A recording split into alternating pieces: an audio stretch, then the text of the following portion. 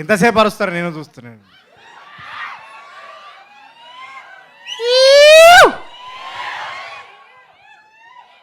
ఈ మనిషి ఉన్నాడు కదా, Narayana junior college Narayanaguda branch, మేమిద్దరము ఒక్కరోజు క్లాస్లో కనబడలే, ప్రతిరోజు గేట్ బయటనే.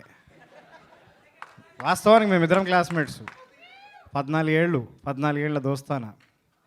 ఫస్ట్ హుషార్లో టార్చర్ పెట్టిండు, హుషార్లో సరిపోదని ఈ సినిమా నాకు డౌట్ వచ్చింది. ఈ సినిమా చేసేటప్పుడు నేను హుషార్దే ఎక్స్టెన్షన్ సినిమా షూటింగ్ చేస్తున్నానా, ఈ సినిమా షూటింగ్ చేస్తున్నానా అని. కానీ చేయించండు మొత్తానికి. సో ఆగా విన డైలాగ్, సినిమా మొత్తం డైలాగ్లే ఉన్నాయి. చూద్దురా 22 తారీఖు నాడు చూడు. వెళ్ళిపో మరి పో.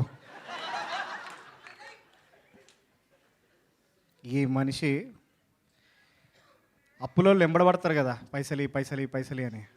అట్లా నన్ను ఎంబడబడి సినిమా చెప్తే దీంట్లో లాజిక్ ఏముందిరా అన్న. ఫస్ట్ నేను, నువ్వు ఉన్నావు కదా చాలు సరిపోతుంది అన్నాడు. దాని తర్వాత దర్శిగా అని చెప్పిండు స్టోరీ. దర్శిగాడు నాకు ఫోన్ చేసి ఈ సినిమాలో లాజిక్ ఏముందిరా అని అడిగాడు. మనం ఉంటే సరిపోతుందిరా అన్న నేను. దాని తర్వాత విష్ణు గారు అడిగారు నన్ను, మీరు ఇద్దరు చేస్తున్నారు కదా మనం ముగ్గురం ఉంటే సరిపోతుంది అని. సరిపోలే, వీడు 1.5 టార్చర్ పెట్టిండు మమ్మల్ని. ఈ స్పేస్ సూట్లో చూస్తున్నారా, దీనికి పోలేము తినలేము, వంగలేము, కూర్చోలేము, నిలబడలేము. 1 ఏడాది.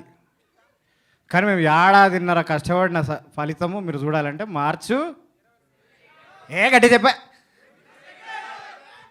ఫుడ్ పెట్టండి వీళ్ళకి ఎవరన్నా. 1 2 3 అంట, గట్టిగా చెప్పండి ఒకసారి. 1 2 3. చూస్తారు కదా, చూస్తారా లేదా? చూడాలి ఖచ్చితంగా. ఎందుకంటే ఆయన ఓము, ఈయన భీము, కానీ ఈ బుస్సుని మాత్రం ఖచ్చితంగా చూస్తారు మీరు. Okay, thank you very much. Media మిత్రులందరూ కూడా చూసి మమ్మల్ని అభినందించేందుకు థ్యాంక్ యూ వెరీ మచ్.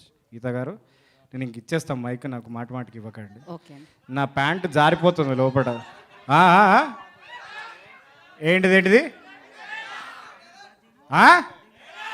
ఇవ్వండి డైలాగ్. నా డైలాగా? పైసలు చెప్తా నేను డైలాగ్.